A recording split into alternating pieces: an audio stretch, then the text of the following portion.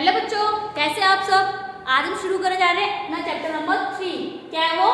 Data handling. Class 7 का हमारा है मैथ्स का chapter number 3, data handling. Data handling क्या होता है? आज हम कोई एक्सरसाइज शुरू नहीं करेंगे क्योंकि हमारे ये फर्स्ट पार्ट है, तो फर्स्ट पार्ट में हम इसकी इंट्रोडक्शन पढ़ेंगे कि डाटा हैंडलिंग क्या होता है, कैसे हम डाटा को हैंडल करेंगे, कैसे हम रिप्रेजेंट करेंगे, तो वो चीजें हम इसमें सीखेंगे। सबसे पहले डाटा क्या होता है? Data a number of numerals value given particular type of information is called data. Data क्या होता है कि कुछ न्यूमरल वैल्यूज, कुछ नंबर्स होते हैं जो आपको क्या देते हैं, एक पर्टिकुलर इंफॉर्मेशन देते हैं, किसी चीज के बारे में जानकारी देते हैं। जैसे एग्जांपल दिया मैंने, वेट इन सेंटीमीटर, यानी वेट को हमने मेजर किया है सेंटीमीटर में ऑफ 25 स्टूडेंट्स इन क्लास। कि मान लीजिए हम 25 स्टूडेंट्स का एक वेट ले रहे हैं, तो वो क्या है? वेट इंफॉर्मेशन है ना वो बच्चों की, 25 बच्चों की क्या है वो हमारे पास एक इंफॉर्मेशन है। तो इस इंफॉर्मेशन को हम क्या कर रहे हैं, एक डाटा है हमारे लिए, वो उसे हम इसके बाद उसे हम यूज करेंगे कि किसकी हाइट कितनी है, किसी की इक्वल्स है या नहीं है, वो चीजें हमें उस इंफॉर्मेशन से पता लगेगा। बट यहाँ पर जैसे अगर माने ये टेम्परेचर ऑफ सिटीज है, क्या है, कुछ सिटीज है उनका टेम्परेचर है, तो हमने ये टेम्परेचर क्या लिया है, एक तरह से डाटा के अकॉर्डिंग लिया है। तो यानी कि अब हम इस टेम्परेचर को देखकर समझ सकते हैं कि ये टेम्परेचर क्या है। जैसे सिटीज है, मैक्सिमम टेम्परेचर कितना होता है वहां का, और मिनिमम कितना होता है, मैक्सिमम यानी कि ज्यादा से ज्यादा, मिनिमम कम से कम। जैसे अहमदाबाद में कितना है, 38 डिग्री सेल्सियस और मिनिमम 29 डिग्री सेल्सियस। अमृतसर का कितना है, 37 डिग्री सेल्सियस और मिनिमम 26 डिग्री सेल्सियस। बैंगलोर का मैक्सिमम है 28 degree Celsius, minimum 21 degree Celsius. Chennai maximum 36 degree Celsius, minimum 27 degree Celsius. Delhi maximum 38 degree Celsius, minimum 28 degree Celsius.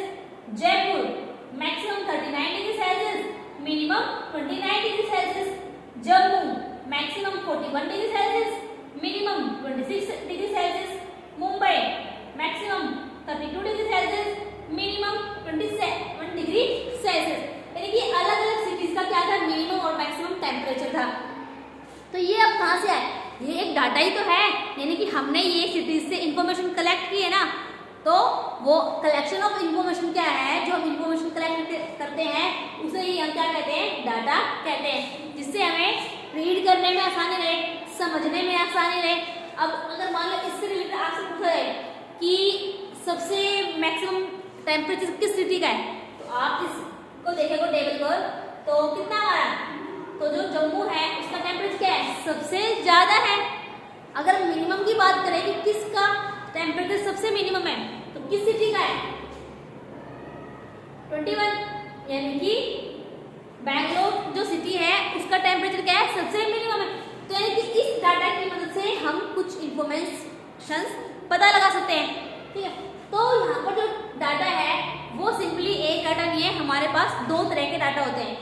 First primary data, second secondary data. अब primary data और secondary data क्या होता है वो समझेंगे। Primary data when we collect data herself with a definite plan is called primary data. Primary data क्या होता है कि जब हम खुद से कोई इंफॉर्मेशन कलेक्ट करते हैं किसी डिफाइंड प्लान के लिए, कि हमें कोई प्लान है या कुछ काम करना है, उसके लिए हमने एक इंफॉर्मेशन कलेक्ट की है। जैसे मान लीजिए एज ए टीचर अगर मैं टेस्ट ले रही हूँ बच्चों के, तो जो बच्चों की मार्क्स है तो वो मैं कलेक्ट कर रही हूँ या कोई और मुझे कलेक्ट करके देगा? नहीं, वो मैं अपने आप कलेक्ट कर रही हूँ, ताकि जब मैं उनके रिपोर्ट कार्ड्स बनाऊंगी उसमें मैं वो मार्क्स फिल कर सकूँ। उससे मुझे पता रहेगा कि हाँ इस बच्चे ने इतने मार्क्स लिए थे, सेकंड बच्चे ने इतने मार्क्स लिए थे। तो यानी कि वो जो इन्फॉर्मेशन कलेक्ट कर रही हूँ वो मैं अपने लिए कर रही हूँ, और मेरा एक प्लान है कि हाँ ये टेस्ट मुझे रिपोर्ट कार्ड में चढ़ाने हैं, रिपोर्ट कार्ड में सबमिट करने हैं, तो वो मेरा प्लान है। तो ऐसे डाटा को हम क्या बोलते हैं, primary data. Next secondary data, when we are not collect data herself by their obtained from published or unpublished source। कि जब हम डाटा को खुद कलेक्ट नहीं करते हैं, यानी कि हमने खुद मेहनत नहीं की है डाटा को कलेक्ट करने के लिए, हमने किसी पब्लिश्ड या अनपब्लिश्ड सोर्स से डाटा को कलेक्ट जैसे न्यूज़पेपर है, उसमें जो न्यूज़ थी उसकी मदद से हमने पता लगा लिया, या हम क्रिकेट मैच देख रहे हैं, एक आपके सामने स्कोर आया है 6 बॉल का, क्योंकि 1 ओवर में 6 बॉल होते हैं, 6 बॉल्स का वो है स्कोर हमारे सामने, तो हमने उस स्कोर को देखा और वो इन्फॉर्मेशन ले ली। यानी कि हमने यहाँ पर खुद से मेहनत नहीं की उन्हें इकट्ठा करने के लिए, वो चीजें हमारे पास पहले से ही थी, हमने सिर्फ उन्हें देखकर ऑब्जर्व करके यूज किया है। तो वो कौन सा डाटा हमारा, वो हमारा सेकेंडरी डाटा होता है। नेक्स्ट इसमें आपका ऑर्गेनाइजेशन ऑफ डाटा, यानी कि जो डाटा हमने कलेक्ट किया है अब उसे ऑर्गेनाइज कैसे करें, यानी कि उसे अरेंज कैसे करें, तो वो चीजें होती है after the collection of data represent the data in simplest form then the other can understand it easily. जो हमने इन्फॉर्मेशन कलेक्ट किए, मान लीजिए हमने कोई इन्फॉर्मेशन ली है 40 स्टूडेंट्स के बारे में, अब वो इतनी इन्फॉर्मेशन है वो हमें तो समझ में आई, बट दूसरों को समझ में आए उसके लिए हमें क्या करना चाहिए, उसके लिए हमने अरेंज करते हैं सिंपलेस्ट फॉर्म, यानी कि सिंपल फॉर्म में करते हैं, ताकि जो दूसरा है जिसने ये काम नहीं किया वो उस सिंपल से टेबल को देखकर समझ सके कि हाँ ये टेबल मुझे क्या बता रही है, ये इस टेबल का मतलब क्या है। तो इसलिए हम उन्हें सिंपलेस्ट फॉर्म में अरेंज करते हैं। This arrangement is called presentation of data. तो जो हम अरेंजमेंट करते हैं ना, उस अरेंजमेंट को क्या नाम देते हैं, प्रेजेंटेशन ऑफ डाटा, यानी कि डाटा को प्रेजेंट करना। आपने इंफॉर्मेशन कलेक्ट की है उसे आपको दूसरों के सामने प्रेजेंट करना है, ताकि वो उसे इजीली समझ पाए कि हाँ ये जो जानकारी है वो किसके बारे में, स्टूडेंट्स के बारे में है, विलेजेस के बारे में है, व्हीकल्स के बारे में, जिसके बारे में वो इन्फॉर्मेशन है, ताकि वो इन्हें इजीली समझ सके। तो इसके डिफरेंट वे टू ऑर्गेनाइज और डाटा, अलग अलग तरीके हैं क्या डाटा को ऑर्गेनाइज करने के, डाटा को प्रेजेंट करने के। क्या क्या है, first alphabet order. Alphabet order क्या होता है, अल्फाबेट ऑर्डर होता है कि किसी चीज को अल्फाबेट यानी ABCD के अकॉर्डिंग अरेंज करना।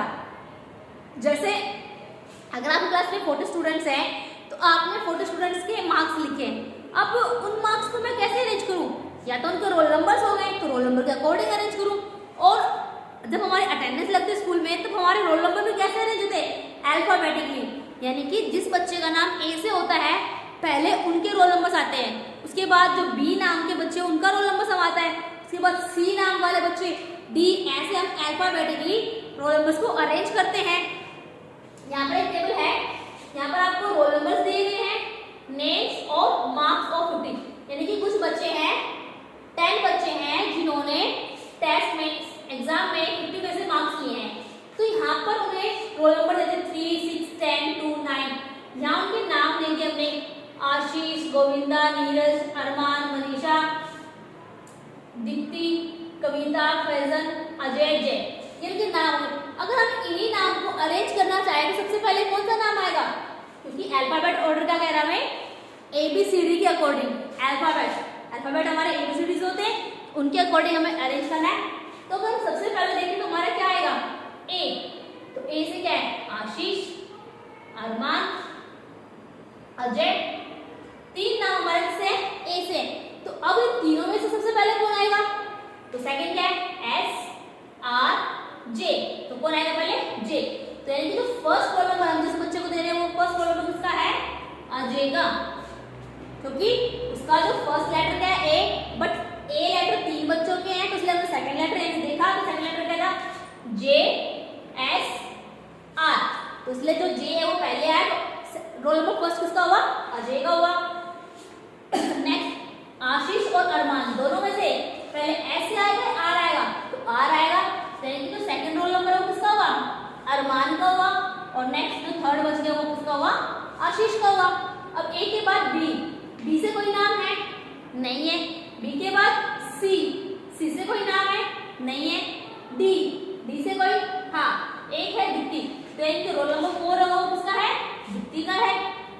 D के बाद E से चेक करेंगे, E से कोई नाम है नहीं है, F से एक नाम है फैजन, तो हम उसे रोल नंबर 5 देंगे।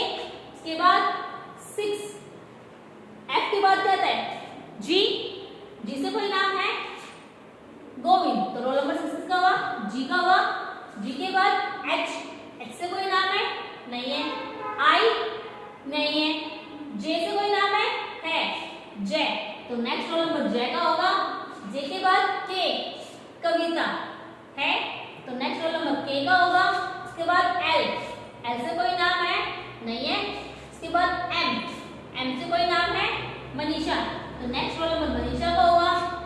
एम के बाद एन, एन से कोई नाम है नीरज, तो नेक्स्ट रोल नंबर क्या होगा, नीरज का होगा। यानी कि हमने इन बच्चों को अगर रोल नंबर के अकॉर्डिंग अरेंज करें तो हमने इन्हें अल्फाबेटिकली अरेंज किया है और जो इनके रोल नंबर्स है वो भी इनके अल्फाबेटिकली है। तो इस तरीके से हम जो डाटा होता है उन्हें अल्फाबेट भी अरेंज करते हैं। Next ascending order. असेंडिंग क्या होता है, छोटे से बड़ा, कि कोई आपको नंबर्स दिए गए हैं तो पहले आपको नंबर्स को अरेंज करना है असेंडिंग ऑर्डर में, यानी छोटे से बड़ा। जैसे मान लीजिए 8, 12, 26, 19, 5, 13, 11, ये आपको नंबर्स दिए गए, तो आपको पहले इन नंबर्स को किस में अरेंज करना है, असेंडिंग ऑर्डर। तो असेंडिंग ऑर्डर हमारा क्या है, छोटे से बड़ा। तो इनमें सबसे छोटा कौन है, 5, तो हम सबसे पहले 5 को लिखेंगे। 5 से बड़ा कौन है, 8, तो अब हमारा सेकंड नंबर पर 8 आएगा।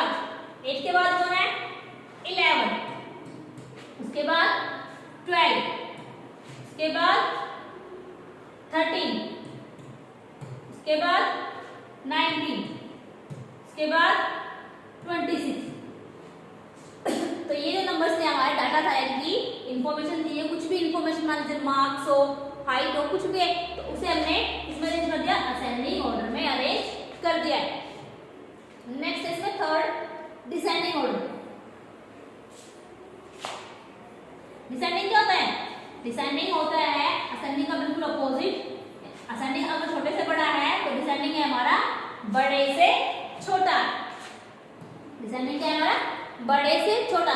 मान लीजिए मार्क्स है 20 में से 20, 19, 7, 12, 8, 5, 15, 12, 14, ये टेस्ट के मार्क्स हैं आउट ऑफ 20। तो हमें इन्हें अरेंज करना है किसमें, डिसेंडिंग ऑर्डर। डिसेंडिंग ऑर्डर पहले बड़ा फिर से छोटा। तो इनमें सबसे बड़ा कौन है हमारा, 20, 20 के बाद 19, 19 के बाद 15, 15 के बाद 14, 14 के बाद 12, 12 के बाद 8, फिर हमारा 7, फिर 5। यानी कि जो डाटा में दिए गए थे, जो नंबर दिए गए थे बच्चों के, उन्हें हमने किस में अरेंज किया, डिसेंडिंग ऑर्डर में। तो उससे क्या रहेगा, हम पता लगाएंगे सबसे फर्स्ट पोजीशन पर कौन आया, 20 मार्क्स वाला, सेकंड पोजीशन पर कौन 19 मार्क्स वाला, थर्ड पोजीशन पर कौन 15 मार्क्स वाला। अगर आपसे पूछा कि सबसे कम किसके, सबसे कम किसके 5 मार्क्स है, तो इससे क्या होगा, चीजों को समझना, जो इंफॉर्मेशन हमको दी गई है उसे समझना इजी होगा।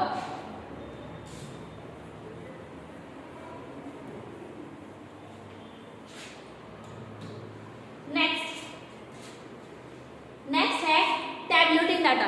टैबुलेटिंग डाटा क्या होता है कि जो इंफॉर्मेशन आपको दी गई ना, उस इंफॉर्मेशन को आप एक टेबल में अरेंज करो। इस तरह से एक टेबल बना के उस टेबल के अंदर आपको वो जो इंफॉर्मेशन है उसे अरेंज करना होता है। तो इस टेबल में आपको 3 कॉलम्स होते हैं, 1, 2, 3 कॉलम्स होते हैं।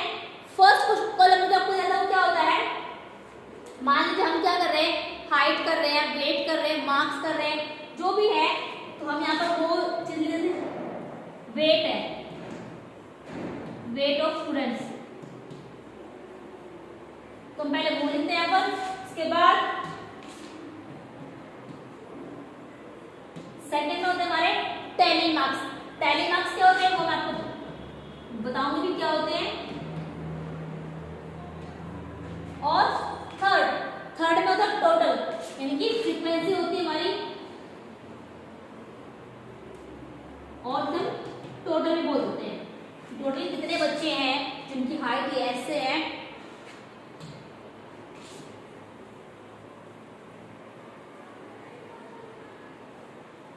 अगर हम डाटा को टेबल के अकॉर्डिंग अरेंज करेंगे तो क्या होगा, उसे समझना और भी इजी होगा। कैसे, when we arrange the data in table form it is known as tabulated data, कि जब हम डाटा को टेबल फॉर्म में अरेंज करते हैं तो उसे क्या कहते हैं, उसे कहते हैं tabulated data. Tally marks are bunch of 5, इसमें जो आपका एक वर्ड आ रहा है टैली मार्क्स, वो क्या होता है 5 का बंच, यानी कि 5 का एक गुच्छा होता है। जैसे अगर मान लीजिए किसी बच्चे की 5, 4, 2, 9, 5, 1, 2, 5, 4, 5, 3, 5, 1, मान लीजिए मार्क्स है आउट ऑफ 10। तो अगर मैं यहाँ बात करूँ कितने मार्क्स पहले 1 है, उसके बाद हमारे पास 2 भी है बच्चे, फिर 3 मार्क्स भी है उसके पास, 4 भी है, 5 भी है और 9 भी है। तो यानी अपने बच्चों के यहाँ पर मार्क्स लिख लिए। उसके बाद हमें क्या करना है, हमें बनाते हैं टैली मार्क्स।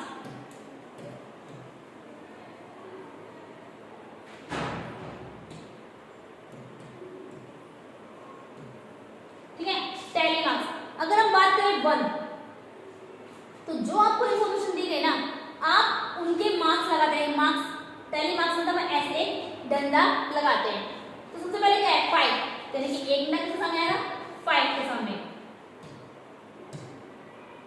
उसके बाद कौन है 4, एक नंबर के सामने 4 के सामने।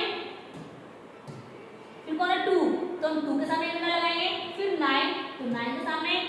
फिर अगेन 5, तो 5 कितने हो गए 2 बार 5 हो गए हमारे। फिर 1 के सामने लगेगा। उसके बाद 2 भी अगेन रिपीट हुआ तो 2 बार 2 हो गए हमारे। 5 फिर से 5 आया है।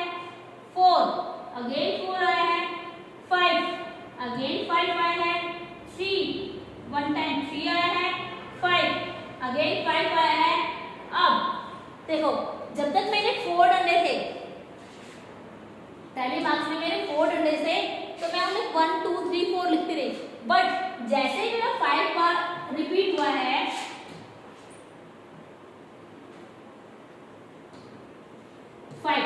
तो मैं उसके लिए एक नेक्स्ट डंडा नहीं लगाऊंगी। क्यों? क्योंकि मैंने बताया कि टैली क्या है बंच ऑफ 5। तो जो 5 नंबर का जो होगा वो हमने एक कट करेंगे, यानी कि जो आपका 4 है उन्हें एक 5th नंबर से कट करेंगे। इसका मतलब क्या है, अगर ये आपको शो हो रहा है इसका मतलब क्या है, ये आपके 5 फ्रीक्वेंसी है, यानी इस फ्रीक्वेंसी का मतलब क्या है ये 5 है, कि जो भी डाटा आपको दिया गया है, जो मार्क्स है वो यहाँ पर 5 बच्चों के हैं, या ये 5 नंबर वाले बच्चे हैं। तो आप इस तरीके से एक ग्रुप बनाओगे जिसे हम बोलते हैं टैली मार्क्स क्या है बंच ऑफ 5। और नेक्स्ट इसमें आएगा तो 1। बाकी हमें किसी के लिए नहीं करना। मान लीजिए अब ये तो 5 हो गया। अब 5 के बाद अगर आपको बोला जाए कि 6 करना है, यानी कि एक और बच्चे के मैं मार्क्स ऐड कर रही हूँ 5, एक और बच्चा जिसके 5 मार्क्स है, तो अब क्या करें, क्या अब इसे फिर से ऐसे क्रॉस करें? नहीं। क्यों? क्योंकि जो ये बंच है ये 5 का हो गया, उसके बाद 6 के लिए अगेन हम क्या लगाएंगे 1 लगाएंगे। ठीक है, तो इस तरीके से हम अपने टैली मार्क्स को बनाते हैं।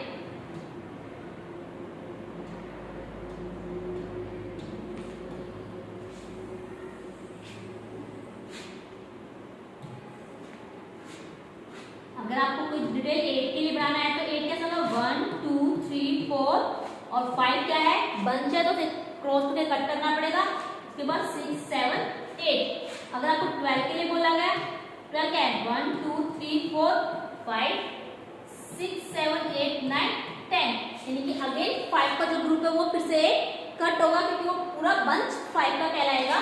और 11 12, तो यानी कि 5 5 और 2। तो यहाँ अगर आप टेबल को देखोगे, ये मैंने टेबल ली हुई है जिसमें आपको क्या दिया गया है हाइट ऑफ चिल्ड्रन, कि बच्चों की हाइट है, क्लास के कुछ बच्चे हैं उनकी हाइट है कितनी है सेंटीमीटर में दी हुई है 131 सेंटीमीटर, 132 133 134 134 135 136 137 138 139 140, यानी 140 तक ये क्या है हाइट्स है। यहाँ पर आपको दिए गए टैली मार्क्स। टैली मार्क्स में क्या है 130 वाले कितने बच्चे हैं 3, तो उससे मतलब अलग इसकी फ्रीक्वेंसी है कि जो इतने बच्चे हैं जिनकी हाइट 131 है वो कितने बच्चे होंगे 3 बच्चे हैं, 3 स्टूडेंट्स हैं। उसके बाद 132 क्या है अगेन 3, तो हम 3 लिखेंगे। 133 ये क्या है 4 आपके सीधे डंडे हैं और 5 जो डंडा वो क्रॉस के कटा हुआ है, तो इसका मतलब क्या है, वो एक बंच है, पूरा गुच्छा है, और गुच्छा कितने का होता है, 5 का होता है। इसका मतलब 133 सेंटीमीटर वाले बच्चे कितने हैं, 5 बच्चे हैं।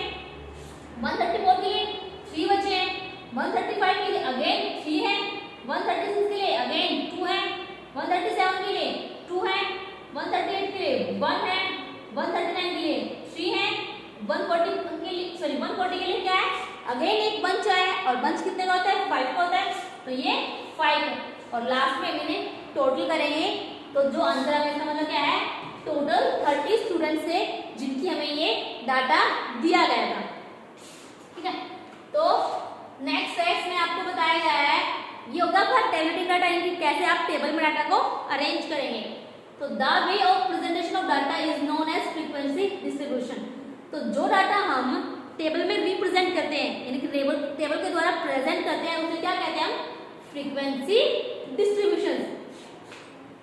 उसके बाद marks are called variates and number of students who have particular number is called frequency of variation. जो मार्क्स होते हैं ना, ये मार्क्स टैली मार्क्स होते हैं, उन्हें क्या बोलते हैं, हम बोलते हैं वेरिएट्स।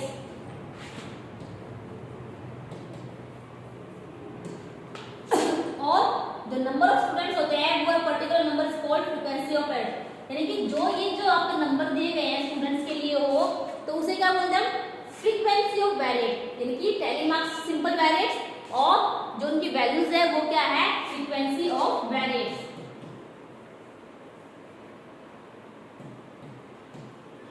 फ्रीक्वेंसी ऑफ वेरिएट्स, ठीक है। और number of items and observe occur in the given data is called frequency of distribution. तो जो हमें ये जो नंबर्स दिए गए हैं, इन्हें हम जब टोटल करते हैं तो हमारे लिए क्या आता है, फ्रीक्वेंसी ऑफ डिस्ट्रीब्यूशन, यानी कि जो फ्रीक्वेंसी है वो कितने टाइम्स आई है। जैसे 131 के कितने बच्चे थे, 3, 132 सेंटीमीटर से कितने बच्चे, 3, 133 सेंटीमीटर से कितने बच्चे, 5, वो।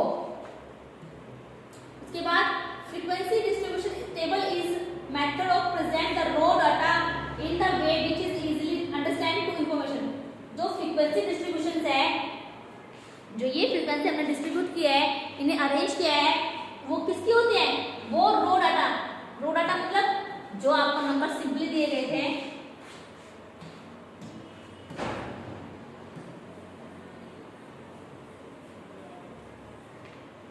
मान लीजिए अगर किसी की बात करें तो ये सिंपली पहले मुझे दिया गया था 131, 135, 131, 132, 134, 136, 139, 140, 133, मतलब इस तरीके से पहले मुझे ये नंबर्स दिए गए थे जब तक मैंने टेबल को अरेंज नहीं किया था। तो पहले हमें जो मेटेरियल दिया गया था, जिसे हम क्या बोलेंगे, रो डाटा। ये जो इंफॉर्मेशन है ये हमारी क्या है, रो डाटा है। फिर इस रो डाटा को हमने किसमें प्रेजेंट किया है, टेबल फॉर्म में, जिसे हम क्या बोलेंगे, टैबलेट डाटा, यानी कि जो आपको इंफॉर्मेशन अपने अच्छे से अरेंज किया। अब अगर हम इन्हें समझें तो शायद हमें अच्छे से समझ में ना आए, बट अगर इस टेबल को समझें तो हमें इजीली समझ में आ रहे हैं और अच्छे से भी समझ में आ रहे हैं कि हाँ 133 सेंटीमीटर के बच्चे कितने हैं, 3। आपसे पता है 136 सेंटीमीटर कितने हैं, आपने तुरंत देखा कितने बच्चे हैं, 2।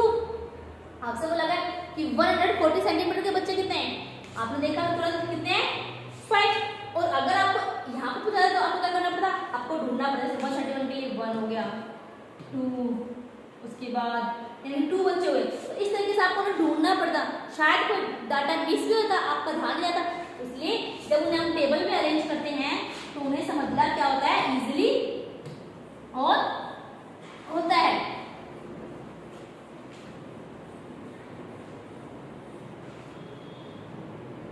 Next step to prepare of frequency distribution from the given data. अब स्टेप्स क्या हैं कि कैसे कैसे जो हमें डाटा दिया गया है उस डाटा को हम अरेंज करें, फ्रीक्वेंसी डिस्ट्रीब्यूशन जो टेबल्स है उसमें हम उन्हें बनाएं। तो पहले क्या है, obtain the given raw data. मान लीजिए मैं यहाँ पर ले रही हूँ weight of 10 student in centimetre, कि मेरे पास एक इंफॉर्मेशन है, उसमें क्या गिवन है, मुझे 10 बच्चों का वेट गिवन है क्लास में।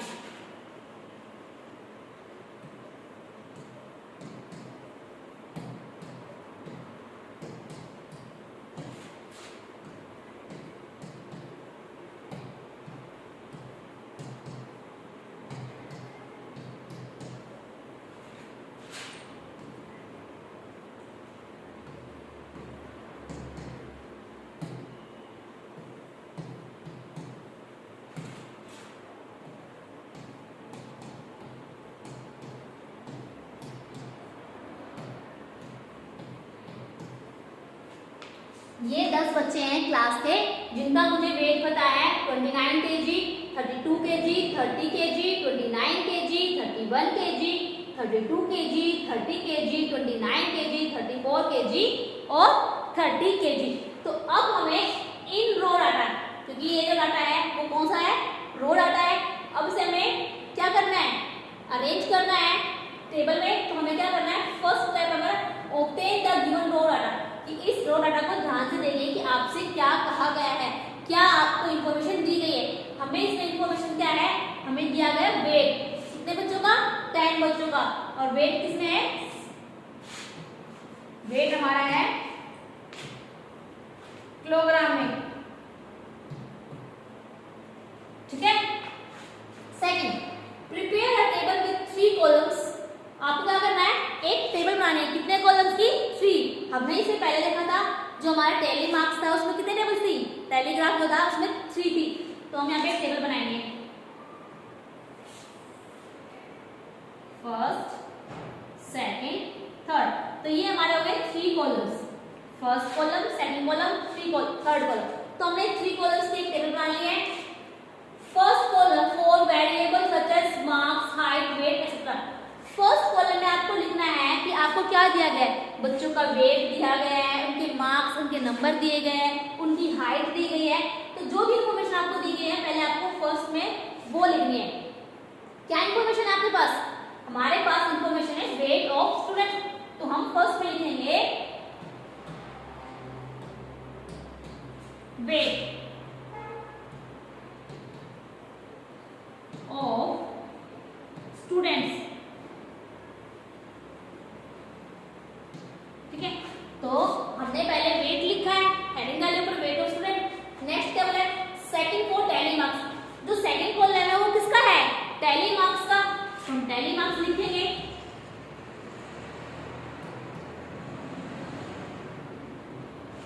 Next, and third for total of frequency of variables means number of student. जो थर्ड है वो क्या है, टोटल ऑफ फ्रीक्वेंसी, या फिर हम बोले नंबर ऑफ स्टूडेंट्स। तो दोनों में से आप कोई भी लिख सकते हो, टोटल ऑफ फ्रीक्वेंसी लिख सकते हो इन फ्रीक्वेंसी, या फिर नंबर ऑफ स्टूडेंट, क्योंकि जो इंफॉर्मेशन है वो किसकी है, स्टूडेंट्स की तो है। तो मैं यहाँ पर लिख रही हूँ फ्रीक्वेंसी।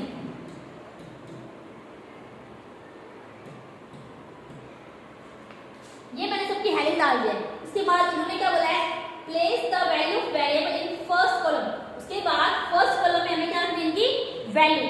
अब यहाँ पे ध्यान से देखिए क्या क्या है हमारे पास, 29 है, 32 है, 30 है, अगेन 29 रिपीट है तो हम लिखेंगे नहीं, 31 है, 32 रिपीट है, 30 रिपीट है, 29 रिपीट है, 34 है, 30। तो यानी कि हमें जो यहाँ पे लिखना है वो क्या क्या है हमारे पास, 29, 32, 30, 31, 34। तो क्या हम इन्हें ऐसे लिख दें, नहीं, हमने सीखा था या तो हम उन्हें अल्फाबेट में अरेंज करेंगे या असेंडिंग या डिसेंडिंग। तो हम इन्हें असेंडिंग में अरेंज करेंगे। तो सबसे छोटा कौन है हमारे पास, 29। सेकंड क्या है हमारे पास, 30। नेक्स्ट है हमारे पास 31, नेक्स्ट 32, नेक्स्ट 34, ठीक है। तो ये हमने क्या लिखा है, फर्स्ट कॉलम में इनके डिटेल्स लिख दिया कि हमारे पास ये है। Next marks tally marks is second column according to given raw data continue the process till the last. उसके बाद आपको क्या करना है, जो सेकंड है उसमें आपको टैली मार्क्स बनाने हैं, जिनके जो रो मैट्रिक्स आपको दिया गया है उनसे आपको क्या बनाना है, टैली मार्क्स। तो जब हम टैली मार्क्स बनाएंगे तो आप ध्यान से बनाएं कैसे बनाएंगे। सबसे पहले जो आपको नंबर देंगे ना, आप उन्हीं के मार्क्स साथ साथ लगाते रहेंगे, ये मत करना कि काउंट। जैसे तरीका क्या है, 29 एक बार, 2 बार, 3 बार, यानी कि 29 कितनी बार है, 3 टाइम्स हमारे पास 29 है, तो हमारे पास 3 मार्क्स बना ले। नहीं, हम ये नहीं करेंगे। क्यों? इससे क्या हो सकता है, क्या पता कोई डाटा आपका मिस हो जाए आपसे, आपका ध्यान ना जाए और रह जाए। तो इसलिए आपको क्या करना है, जो आपको इन्फॉर्मेशन जैसे चाहिए आप उसे वैसे ही अरेंज करते रहिए। जैसे सबसे पहले क्या हमारे पास 29 है, तो मैं 29 के सामने एक मार्क लगा दूंगी। नेक्स्ट क्या है 32, तो मैं 32 के सामने एक मार्क लगा दूंगी। नेक्स्ट है मेरे पास 30, तो मैं 30 के सामने एक मार्क लगा दूंगी। नेक्स्ट 29, तो 29 के बाद सामने एक और मार्क्स मैं लगा दूंगी। फिर 31, तो 31 के सामने हम क्या लगाएंगे, एक मार्क लगाएंगे। नेक्स्ट 32 के सामने एक और मार्क लगा देंगे। नेक्स्ट 30, तो 30 के सामने एक और मार्क लगाएंगे। नेक्स्ट 29 के सामने एक और मार्क लगाएंगे। नेक्स्ट 34 के सामने मार्क लगाएंगे। 30 के सामने हम एक और मार्क लगाएंगे। तो इस तरीके से आप एक एक वैल्यू का मार्क एक एक करके लगाएंगे। उससे क्या है कि आपका जो कोई भी डाटा है, जो कोई भी इंफॉर्मेशन है वो मिस नहीं होगी। उसके बाद आपको काउंट करके फ्रीक्वेंसी लिखनी है। जैसे 29 के जी कितने हैं बच्चे, 1 2 3, यहाँ पे 3 आ गया। 30 कितने हैं, 1 2 3, तो 3 आ गया। 31 के जी 1, 32 के जी 2, 34 के जी 1। अब हमने करेंगे यहाँ पे टोटल 3 और 3 6, 7 और 2 9 और 1 10। आंसर कितना है हमारा 10। तो क्या हमारे पास 10 स्टूडेंट की इंफॉर्मेशन थी? हाँ, हमारे पास 10 स्टूडेंट्स की इंफॉर्मेशन थी, तो हमारा आंसर भी क्या आया है, 10 आया है। तो इसका मतलब हमने सारे डाटा को अच्छे से अरेंज किया है, कोई भी इंफॉर्मेशन हमारी मिस नहीं हुई है। Next, count the tally marks and right the value of variable in third column. वो मैं पहले कर चुकी हूँ, मैंने जो इनकी वैल्यूज थी उन्हें काउंट करके थर्ड कॉलम में लिख दिया है।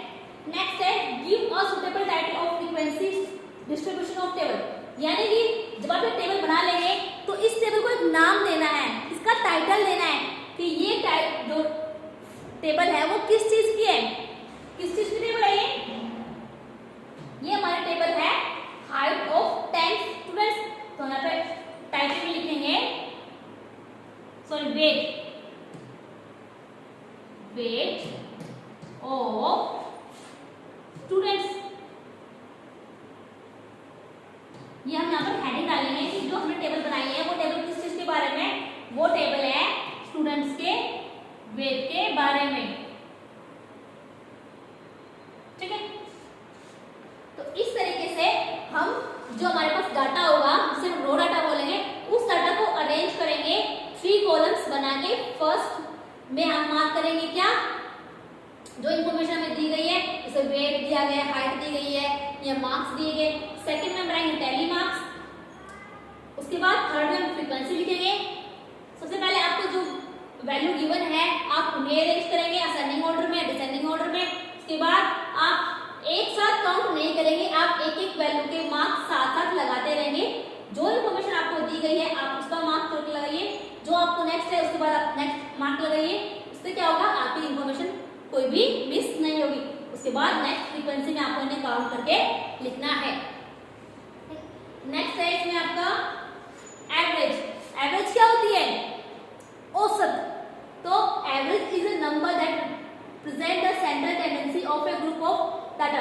कि एवरेज क्या होता है, जो डाटा हमने कलेक्ट किया ना, जो इन्फॉर्मेशन हमने कलेक्ट किया, जैसे हाइट हो गया, वेट हो गया, मार्क्स हो गए, उसका क्या होता है, एक सेंट्रल टेंडेंसी यानी कि एक औसत जो बीच की वैल्यू होती है वो होती है। तो हम एवरेज निकालने के लिए क्या करते हैं, सारे जो इन्फॉर्मेशन दी हुई है, मान लीजिए 10 स्टूडेंट्स की हाइट है, तो हम उसे 10 स्टूडेंट्स की हाइट को क्या करेंगे, प्लस करके, और हमें क्या बोला गया है 10 है स्टूडेंट, तो उसे हम 10 से डिवाइड करके उसका एवरेज एवरेज निकालते हैं। अगर हम एवरेज के फॉर्मूले की बात करें तो एवरेज का फॉर्मूला क्या होता है?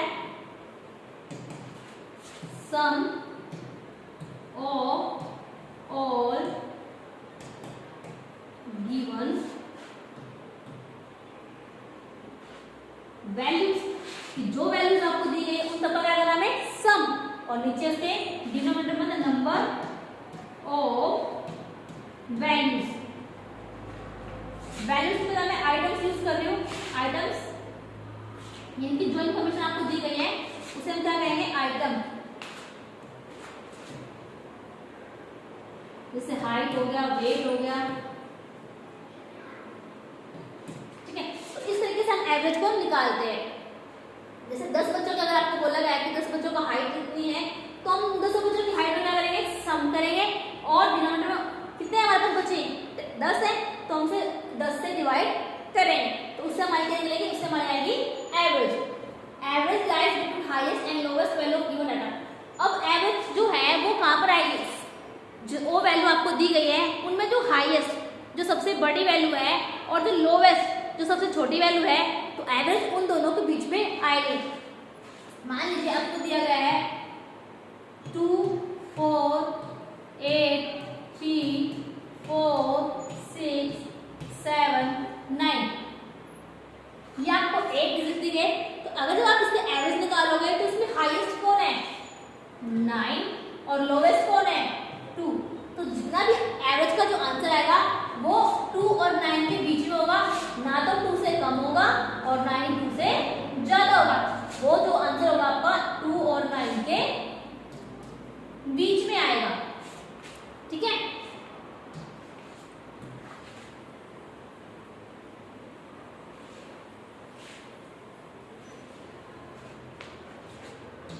Next, average is of number is indicate the central value of given data. Average क्या करती है? जो हमें डाटा दिया गया है, इंफॉर्मेशन दी गई, उसका क्या होता है? उसकी सेंट्रल वैल्यू को हमें इंडिकेट करती है, उसकी जो सेंट्रल वैल्यू में बताती है, जिसे हम बीच की वैल्यू बोलते हैं ना, औसत, तो वो हमें एवरेज बताती है। Average is called measurement of central value. Average क्या है? सेंट्रल जो वैल्यूज होती है उनका क्या है? मेजरमेंट, यानी कि उन्हें हमें मापा है कि हाँ, अगर हम बोले कि हाइट के अकॉर्डिंग हर बच्चे की हाइट कितनी है? 133, 144, 160, सॉरी 131, 133, 130, 135, 129, 128। मान लें 6 बच्चों की आपको हाइट दी गई है, तो एवरेज क्या होगी? इनमें से जो लोवेस्ट कौन है? 128, और हाईएस्ट कौन है? 135। तो इन दोनों के बीच में तो आएगी आई। तो हम ये बोल सकते हैं कि हाँ, हर बच्चे की हाइट जो है इस एवरेज तक होनी चाहिए। ये हमारी क्लास की वो है औसत। अगर आपको बोला जाए कि 10 बच्चे पिकनिक पर गए हैं, उन्होंने अपने घर से किसी ने 50 रुपीज़ दिए, किसी ने 80 रुपीज़ दिए, किसी ने 90 दिए, किसी ने 100 दिए। तो अब जो है ये पता लगा कि हर बच्चे के हिस्से में कितना एक्सपेंस आया है, कि जो हमने खर्च किया है, तो हर बच्चे के हिस्से में कितना आ रहा है। तो हम क्या करेंगे? जो 10 बच्चों ने अपना कंट्रीब्यूशन दिया है पैसों का, उन 10 का क्या करेंगे? हम सम, और उस सम को हम 10 से डिवाइड करेंगे। मान लीजिए हमारा जो आंसर आया वो आया 95, यानी कि हर बच्चे के हिस्से में जो खर्च है वो कितना है? 95 है, चाहे उसने कम दिया हो, चाहे उसने ज्यादा पैसे दिए हो, ठीक है। Way of measurement central value. Central value को मेजरमेंट करने के क्या है? तरीके हैं। कितने तरीके हैं? 3 तरीके हैं। क्या क्या है वो? फर्स्ट हमारा arithmetic mean, second median, third mode. तो ये तरीके हैं जिससे हमें क्या करेंगे? सेंट्रल वैल्यूज को मेजर करेंगे, यानी जो उनकी जो औसत वैल्यू है, जो उनकी बीच की जो वैल्यूज आएगी, उन्हें हम इन 3 तरीकों से निकालेंगे। बट ये 3 तरीके हम अभी नहीं सीखेंगे, ये 3 तरीके हम नेक्स्ट हमारा जो पार्ट होगा, सेकंड पार्ट, उसमें सीखेंगे, ठीक है। तब तक आप सिर्फ किसे डाटा को ध्यान से समझिए कि डाटा क्या होता है, कैसे आप डाटा को रिप्रेजेंट करेंगे, ताकि जो दूसरा इंसान है जो उस इंफॉर्मेशन को देख रहा है वो उसे अच्छे से समझ पाए, उसके लिए उसे समझना इजी हो, आज को सीखे कि जो टेलीग्राफ होता है वो कैसे बनता है। 3 कॉलम्स होते हैं, फर्स्ट कॉलम में क्या है, सेकंड में क्या है, थर्ड में क्या है। तो इस वीडियो को ध्यान से देख के आप पहले उन्हीं चीजों को समझिए, उसके बाद नेक्स्ट में हम इन्हें स्टार्ट करेंगे अरिथमेटिक में मीडियन और मोड को। अपने दोस्तों को भी बताइए ताकि वो भी इन्हें सीखे, और उसके बाद जो आपका मेन आपका टॉपिक आएगा अरिथमेटिक मीन मीडियन मोड, उन्हें हम समझ जाएंगे और वो भी इन्हें समझ सकेंगे।